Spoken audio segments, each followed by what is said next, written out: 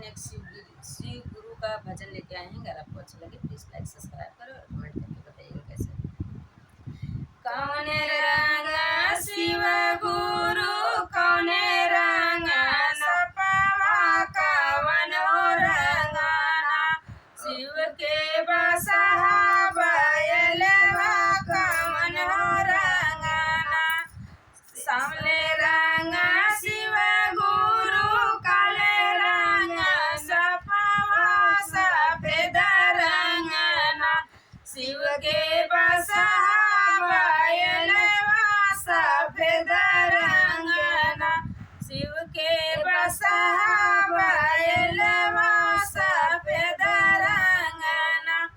कहाँ सो है शिव गुरु कहाँ सो है सपवा कहाँ सोइना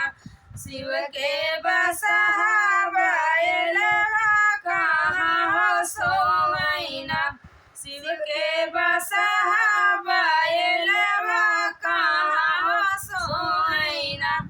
मंदिर सो है शिव गुरु गले सो है सपवा दुआर सोइना